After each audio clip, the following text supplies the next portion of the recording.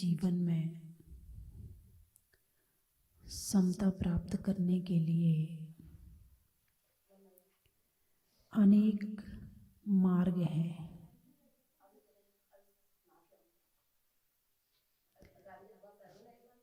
अच्छा, मार्ग हैं किसके?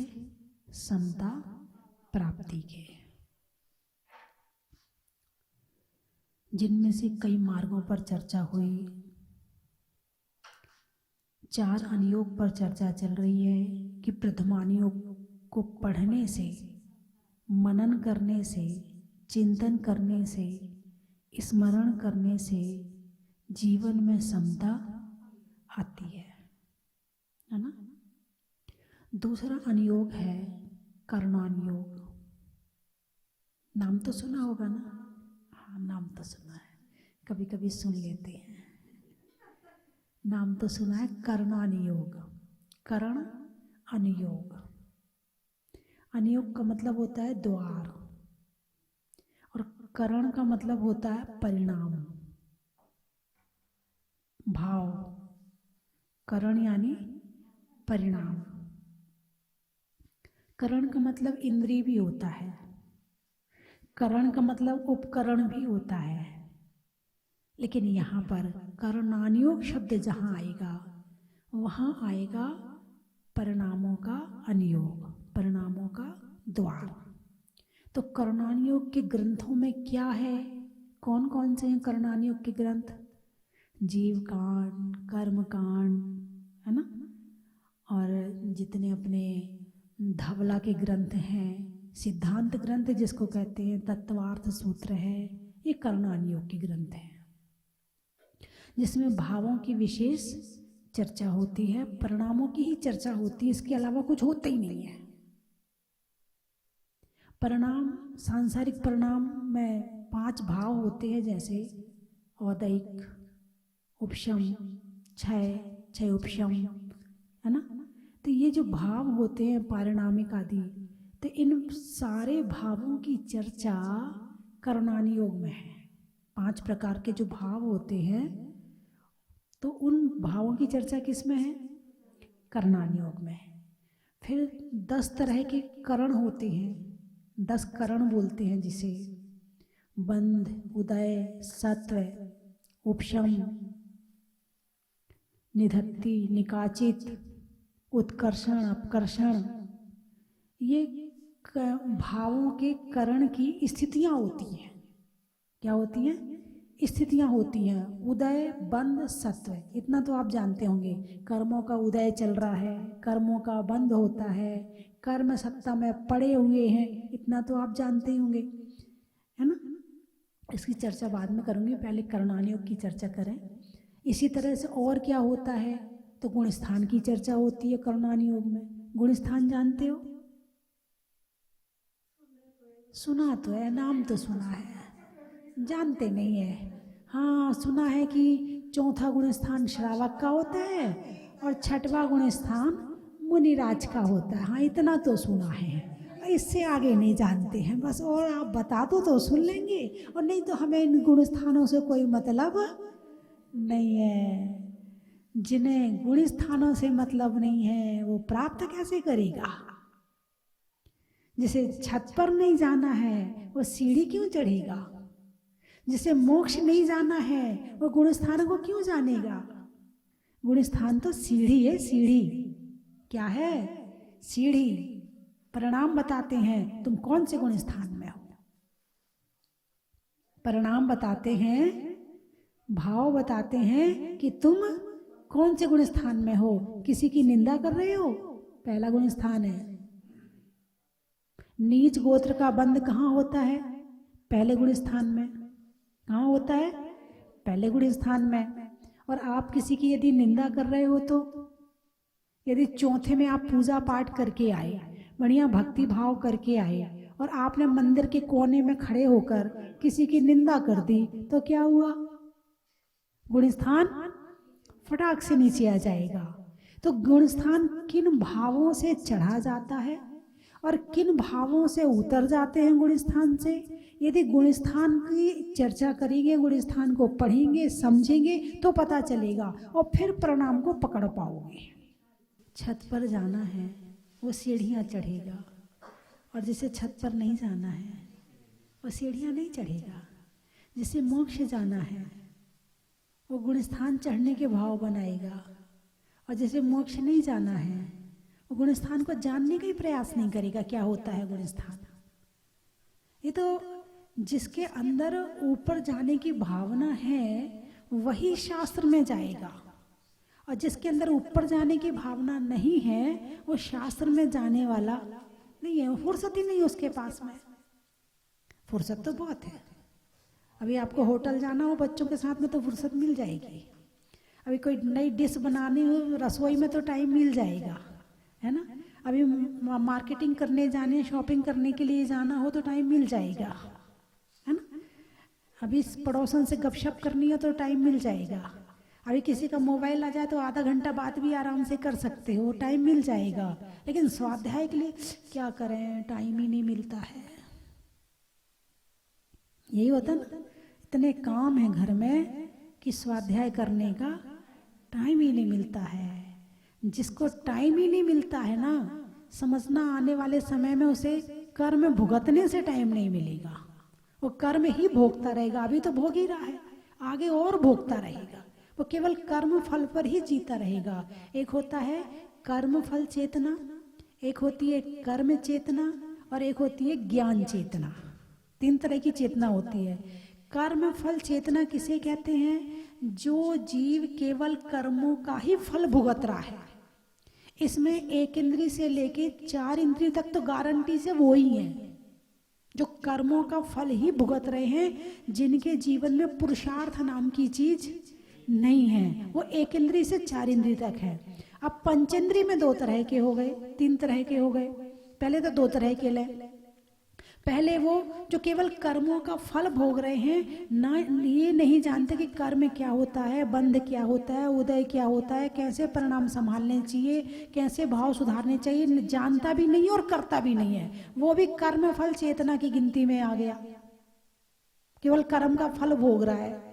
बीमारी आई तो बीमारी भोग ली, भूख लगी तो भोजन कर लिया, है इच्छा हुई तो सो लिया, नींद आई तो सो गया, बस कर्म फल भोग रहा है।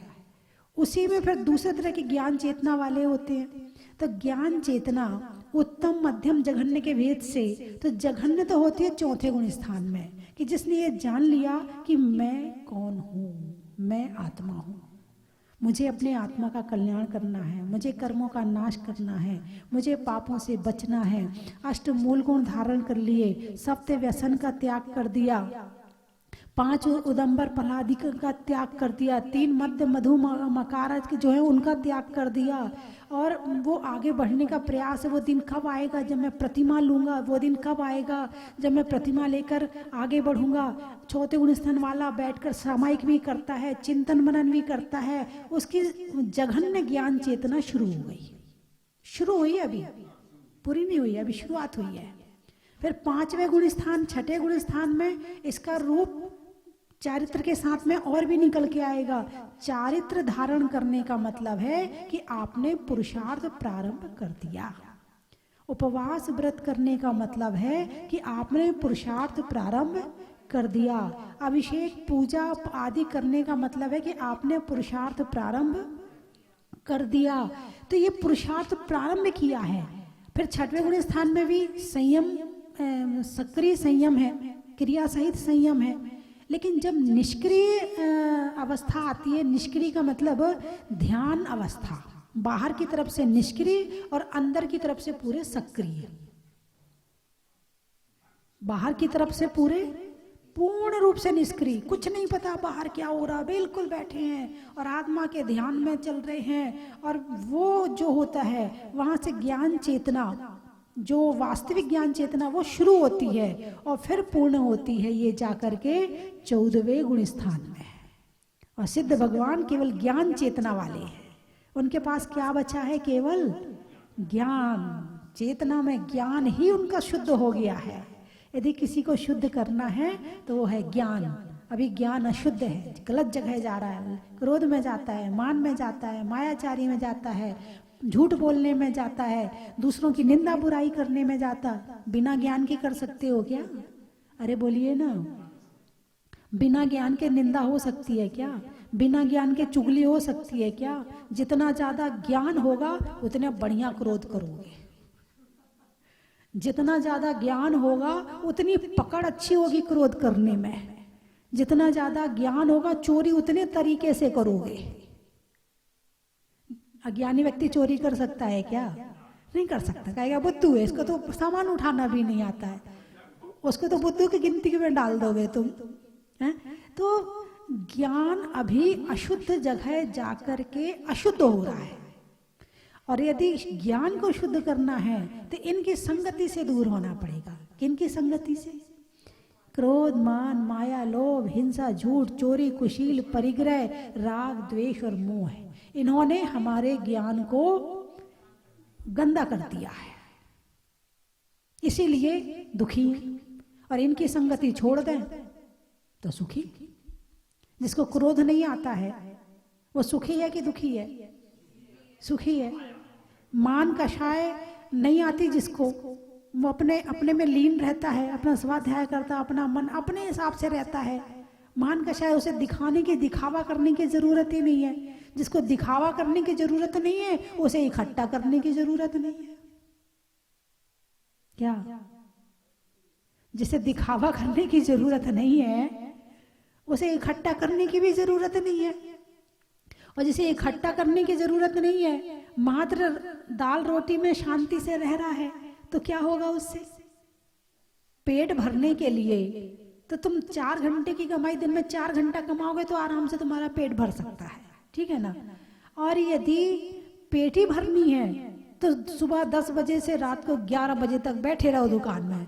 पेट भरने के लिए तो थोड़ा चाहिए, मगर पेटी भरने के लिए ज्यादा चाहिए। जहां संतोष आ गया, लोभ नहीं है, संतोष आ गया, वहां शांति आ गई। लोभ की संगति छोड़ दी, बहुत बड़ा काम कर दिया। आपसे कोई कहे भाई साहब ये सोने की चैन है आपके लिए, नहीं मुझे नहीं चाहिए, कहोगे नहीं कहोगे? हैं?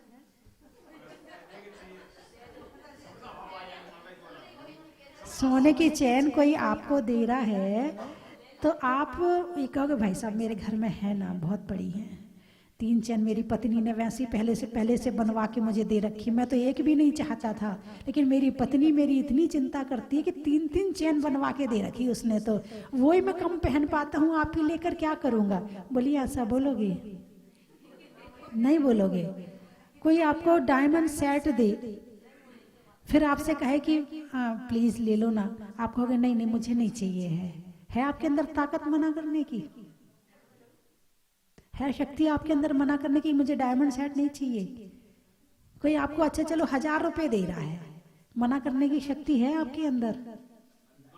जिसके अंदर लोभ नहीं होगा वो ही ये काम कर सकता है, दुनिया में कोई दूसरा ये काम नहीं कर सकता है। एक सन्यासी था, कुटिया में रहता था, तो एक राजा आया, बोले महाराज ये रत्न, बोले भाई मुझे नहीं चाहिए।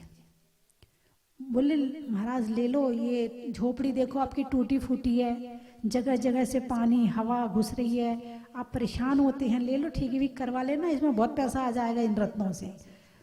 तो बोले उन्होंने कहा नहीं मुझे नहीं चाहिए। बोले मैं तो देने लाया हूँ, वापस नहीं ले जाऊंगा। तो साधु ने कहा एक काम करो, वो बाहर छप्पर है ना, छप्पर जानते हैं, छप्पर खप्पर खेलू, बोले उसके नीचे रख दो। तो उसने उसके नीचे राजा ने रख दिया। अब चला गया।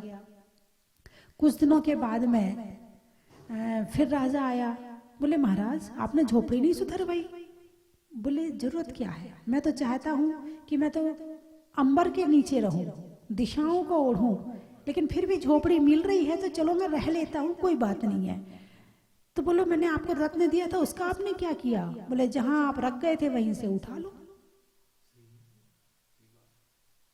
कौन कर सकता है ये काम?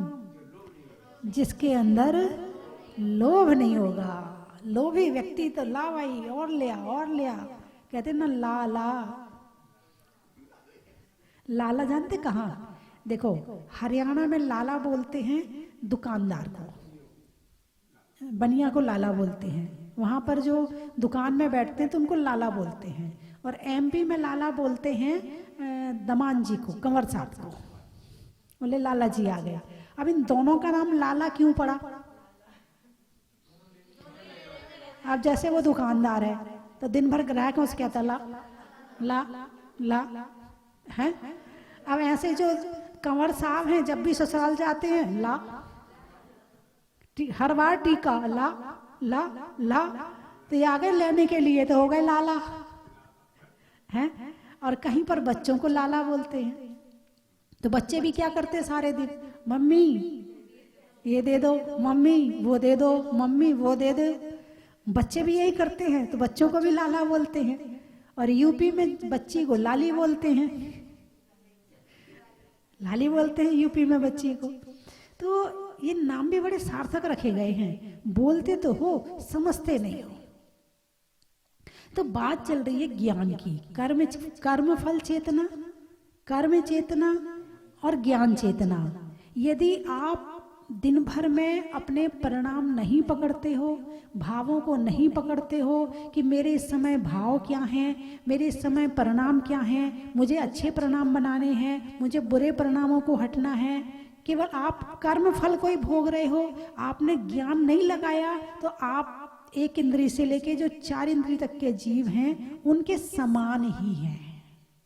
पंचेंद्रिय होकर के भी, जैन कुल में रहने के बाद भी हैं, मनुष्य गति पाने के बाद में भी, अंगोपांग शरीर सब कुछ सही पाने के बाद भी आप एक इंद्रिय से 4 इंद्रिय जैसे कर्म फल को भोग रहे हैं, ऐसे आप भी केवल कर्म फल को भोग रहे हो। आपकी कर्म चेतना अभी जागृत नहीं हुई है, और जिसकी कर्म चेतना जागृत नहीं हुई है वो गुणस्थान कैसे चढ़ सकता है? जो अपने भावों को नहीं पकड़ता है, जो अपने बुरे विचारों को नहीं पकड़ता है, जो अपने अंदर में आ रहे जो परिणतियां हैं उनको नहीं पकड़ता है, वो व्यक्ति गुणस्थान कैसे चढ़ सकता है? चढ़ ही नहीं सकता है। और एक इंद्रिय से लेकर 4 इंद्रिय तक के जो जीव हैं उनका एक ही गुणस्थान है बस। कौन सा? पहला मिथ्यात्व गुणस्थान। उसमें थे, उसमें हैं, और जब तक वो 4 इंद्रिय रहेंगे तब तक एक में ही रहेंगे। अब आओ 5वें पंचेंद्रिय में। पंचेंद्रिय में देवगति में 1 से 4 गुणस्थान तक है, वहां के जीव संयम धारण नहीं कर सकते हैं, तो इसीलिए वहां पर 4था गुणस्थान है, असंयम गुणस्थान। धर्म तो धारण कर लिया, चेतना तो जागृत हो गई, आत्मा का ज्ञान तो हो गया, लेकिन चारित्र धारण नहीं कर पाया, तो इसलिए वहां 4था गुणस्थान तक है। नरक में चलो, नरक में कौन सा गुण स्थान होगा? पहले आप बताइए, नरक के नारकी का कौन सा गुण स्थान? दिन भर लड़ते भिड़ते रहते हैं, तो कौन सा गुण स्थान होगा? पहला? हाँ, मुझे पता था आप यही बोलोगे। नरक के 7वें नरक तक ऐसे बहुत सारे नारकी हैं जिनका 4था गुण स्थान है, और वहां पर जो सम्यक दर्शन होता है वो जाति स्मरण से भी हो जाता है, और उसके साथ में अवधि ज्ञान तो उनको होता ही है, अवधि दर्शन से हो जाता है, अथवा उन्हें वेदना से ज्यादा होता है।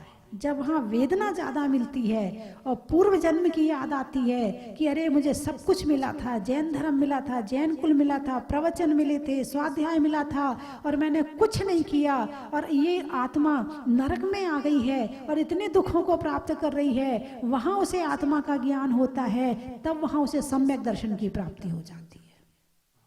अभी यहाँ आराम मिल रहा है ना, सब कुछ मिल रहा है ना आराम से, कुछ दिक्कत परेशानी नहीं है ना, तो धर्म याद नहीं आ रहा है। जब नरक में जाके वेदना होती ना, तब फिर धर्म याद आता है। और फिर वहाँ सब नारकियों को नहीं होता, ये मत सोचना कि सबको हो जाता तो चलो हम भी नरक जाएंगे ना, तब हम भी कर लेंगे सम्यक दर्शन। तो वहाँ नरक में सम्यक दर्शन भी सब नारकियों को नहीं होता है। वहां किसी किसी नारकी को होता है सम्यक दर्शन। अब आओ मनुष्य गति में कितने गुण स्थान है भाई? 1 इंद्र से 4 इंद्र तक मिथ्यात्व गुण स्थान। देवों में 1 से 4 गुण स्थान, नारकियों में 1 से 4 गुण स्थान, चौथा गुण स्थान श्रावक का है ना। अब मनुष्यों में आओ तो मनुष्यों में जो 14 गुण स्थान तक की पूरा आपके पास होने की संभावना है, लेकिन पंचम काल चल रहा है, इसलिए पंचम काल में अभी जो है मुनिराज का 6ठा गुण स्थान, और जब वो ध्यान लगाएं तो उनका 6ठा 7वां झूलता है, सातिशय नहीं है। हाँ, तो इसीलिए 6ठा 7वां का अंश है। और उसके साथ में जो श्रावक है घर में रहते हैं वो 1 से 5 गुण स्थान तक को प्राप्त कर सकते हैं। 1 से 5 गुण स्थान तक श्रावक प्राप्त कर सकता है। कितना?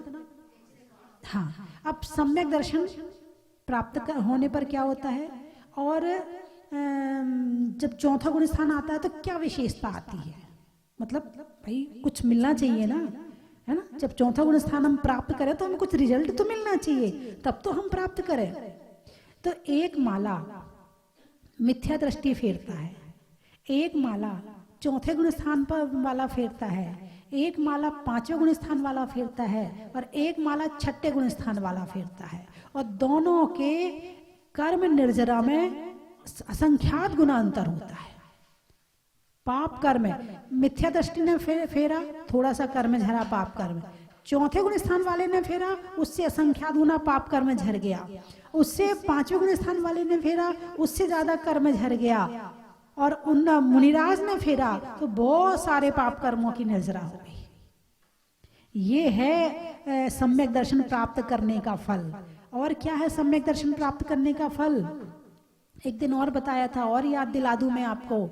सम्यक दर्शन शुद्धा नारक त्र्यंच नपुंसक स्त्री त्वानी दुष्कुल विकृताल्प आयु दरिद्रताम च नाप व्रतिका। जो सम्यक दृष्टि जीव होता है वो नरक नहीं जाता है। सम्यक दर्शन शुद्धा नारक त्र्यंच, त्र्यंच नहीं बनता है, स्त्री नहीं बनता है। स्त्री बने हो इसका मतलब पिछले जन्म में तुमने सम्यक दर्शन प्राप्त नहीं किया था। दुष्कुल नहीं होता, यानी खोटे कुल में उत्पन्न नहीं होता, जिसके यहाँ कलेश हो, लड़ाई हो, झगड़े हो, ऐसे घर में उत्पन्न नहीं होता है। विकृत शरीर नहीं होता है उसका, सुंदर शरीर होता है। अल्प आयु नहीं होता है कि जन्म लिया साल भर में चला गया, 10 साल में चला गया, 20 साल में चला गया। अल्प आयु नहीं होता है, आयु लेकर आता है, 50-60 साल तक जीता है, 65 साल तक जीता है। इतनी बहुत ही इस समय में शरीर जैसा उसके हिसाब से 65 तक भी है तो ठीक है, और लंबी जा रहा है और अच्छी बात है। अल्प आयु नहीं होता है। तो सम्यक दर्शन अभी आपने केवल चौथा गुण स्थान प्राप्त किया है, उसका इतना फल है।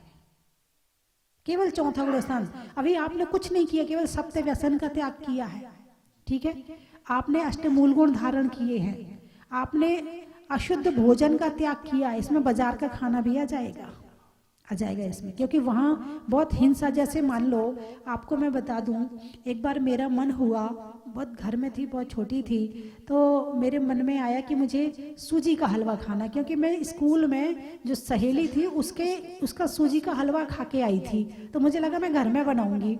तो मैंने कहा मुझे सूजी का हलवा खाना है। तो बरसात के दिन थे, तो माँ ने कहा भाई घर में अभी सूजी है नहीं है, जब घर में सूजी बनाऊंगी तब हलवा बना दूंगी। मैंने कहा नहीं, मुझे तो आज ही खाना है। भाई बच्चे हैं, जिद कर लेते हैं। तो बोले ठीक है, ये पैसे लो और 1 पाव लेकर आना। घर में बाजार की सूजी नहीं आती थी, घर की ही सूजी बनती थी। तो 1 पाव लेकर आए, तो वहीं बाहर ही दे दिया, बोले ये छन्नी है और ये थाली है, पहले छानो। और जब मैंने उसे छाना तो उसके अंदर इतनी लट थी, मुझे लगा कि उस दिन मुझे महसूस हुआ कि बाजार का क्यों नहीं खाना चाहिए। उसके बाद से मेरा मन, अब बहुत छोटी थी उसमें, उसके बाद से मन हो गया कि बाजार का नहीं खाना है। तो जो 2 इंद्री से है, 2 इंद्री से लट कितनी इंद्री है? 2 इंद्री। यदि 2 इंद्री आपके भोजन में आ गई तो मांसाहार हो गया, और अब बाजार वाले आपके लिए कोई छान छान के तो बनाते नहीं है। तो इसीलिए चौथे गुण स्थान में बाजार का खाना भी त्याग होगा, अनछना पानी त्याग होगा। यदि आप इतना पालन कर रहे हैं और देव सास गुरु पर दृढ़ श्रद्धा है आपके अंदर में, और इसके साथ में आप आगे बढ़ने के भाव बनाते हैं, तो समझना आपका चौथा गुण स्थान बन गया। अब आप नरक नहीं जाएंगे, अब आप त्रियंच गति में नहीं जाएंगे, अब आप मनुष्य भी नहीं बनेंगे। आप यदि जब भी आपका कुछ होगा तो आप देव गति में ही जाएंगे। और यदि आप पहले गुण स्थान में हैं तो मेरी कोई गारंटी नहीं है कि आप कहाँ जा रहे हो। बात समझ में आई कि नहीं आई? और ये मैं नहीं बोल रही हूं, ये आगम बोल रहा है, ये भगवान बोल रहे हैं, भगवान महावीर की वाणी बोल रही है। 24 तीर्थंकरों की वाणी में यही सब आया है कि भाई श्रावक को श्रावक का पता तो होना चाहिए कि वो कौन से गुण स्थान में है।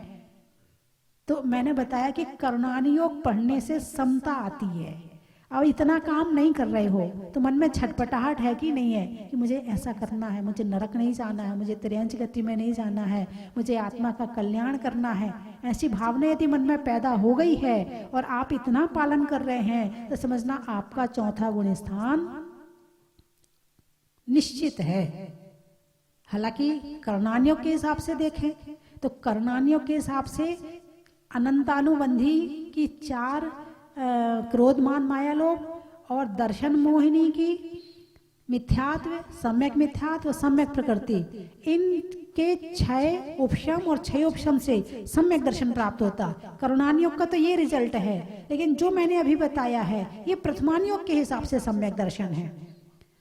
अभी कर्णानियोग कैसे बताऊंगी तो वो हमारे सोचने का विषय नहीं है, क्योंकि हम उन पर प्रयास और पुरुषार्थ करें फिर वो बाद में पता चलेगा है या नहीं है। कर्णानियोग के हिसाब से सम्यक दर्शन। लेकिन पहली कक्षा तो पास हुए, हमने इतना तो छोड़ा, बाजार का छोड़ दिया, हमने कषाय में कमी लाने का प्रयास किया है, और सप्त व्यसन छोड़े। ये जब इतना प्रयास तो किया ना आपने, अष्टमूल गुण धारण किए, इतना तो प्रयास किया ना। पहली क्लास तो आपने पास कर ली ना, दूसरी क्लास कर्णानियोग की उसमें भी पास कर लेंगे। तो मेरी बात समझ में आ गई? बंद करो? नहीं माता जी, समय हो गया। मैं 3 चीजें बोलूंगी, आपको कहना बड़ा ही महत्व है। मिलने में अच्छे संयोग का, गणित में योग का, और समता प्राप्त करने के लिए कर्णानि योग का, बच्चों में बाय बाय का करते ना, बच्चे बाय बाय करते, बहुत करवाते तुम लोग। पंच परमेष्ठी में उपाध्याय का और करने में स्वाध्याय का,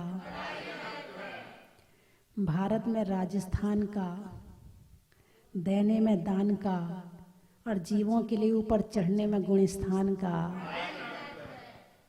कहाँ से आए हो?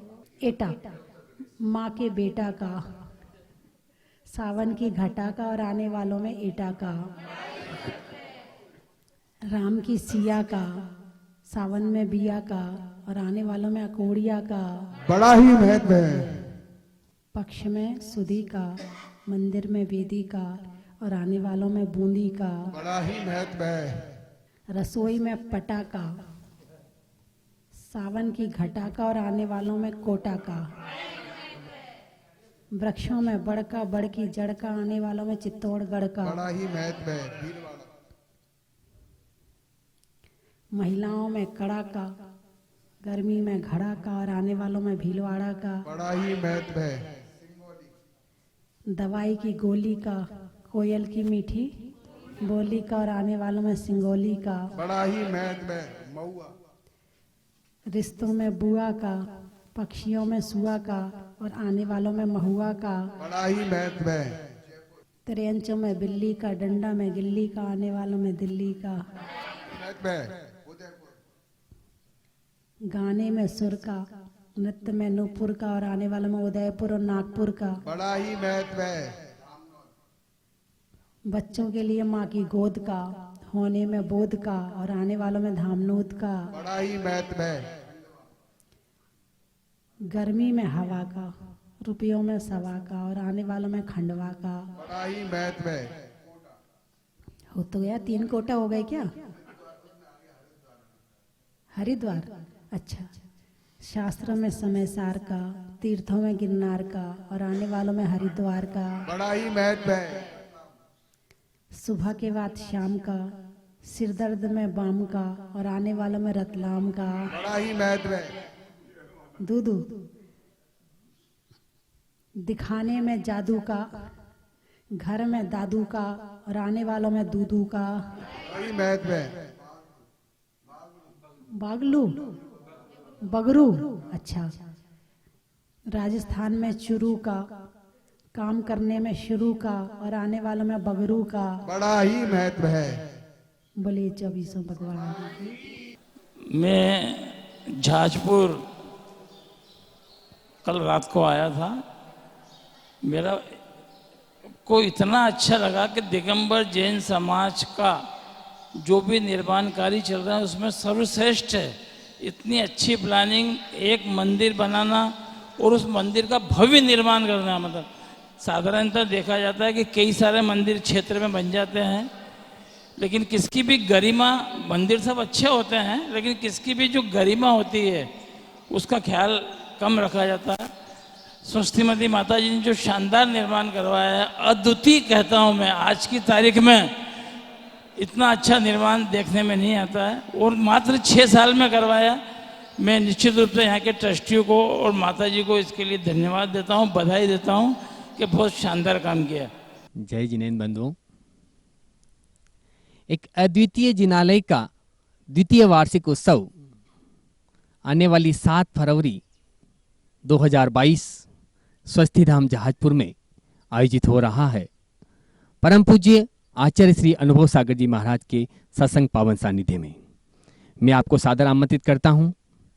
बंधुओं, स्वस्थिधाम जहाज मंदिर में भूगर्भ से प्रकटित अतिशयकारी मुनीश्वरनाथ भगवान को 2 वर्ष पूरे होने जा रहे हैं और इस उपलक्ष्य में अतिशयकारी जिनबिंब जिनके मस्तक पर देवकृत अभिषेक होता है, उनके मस्तक पर आचार्य श्री के पावन सानिध्य में महामस्तकाभिषेक, महाशांति धारा और विश्व के इतिहास में, जैन समाज के इतिहास में पहली बार वर्तमान 24 का 24 पुण्यार्जक परिवारों के द्वारा 24 शांति धारा आप देख रहे हैं। एक बहुत ही सुंदर 24 की रचना यहाँ पर हुई है और इसमें प्रथम बार 24 पुण्यार्जक परिवारों के द्वारा 24 शांति धारा होगी। एक पुण्यार्जक परिवार की न्यौछावर राशि मात्र 11,000 रुपए है।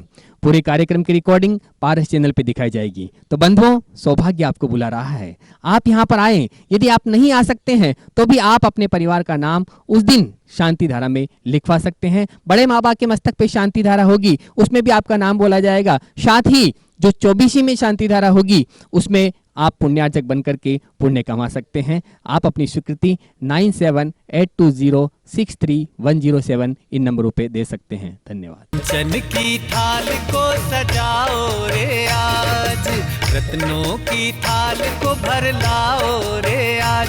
आओ आओ करे रे गुणगान आरती भगवन की। आओ आओ करे गुणगान आरती भगवन की। आओ आओ करे रे गुणगान आरती भगवन की।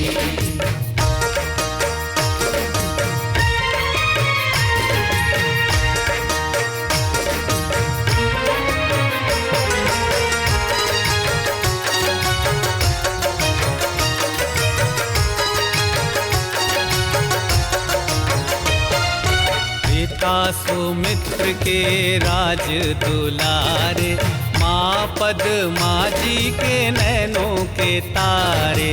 पिता सुमित्र के राज दुलारे, माँ पद्मा जी के नैनों के तारे। राजगृही में जन्म लियो आप, राजगृही में जन्म लियो आप। परम विदुषी लेखिका गणिनी आरिका रत्न श्री 105 स्वस्ति भूषण माता जी, जिन्होंने मात्र 20 वर्ष में 100 से भी अधिक किताबें लिखकर जैन समाज को अनूठा योगदान दिया है। बड़े बड़े विधान जैसे कल्पद्रुम महामंडल विधान, सिद्ध चक्र महामंडल विधान, इंद्रध्वज महामंडल विधान, एवं विशेष जिनपद, पूजांजलि आदि महत्वपूर्ण साहित्य बहुत ही सरस, सरल व सुबोध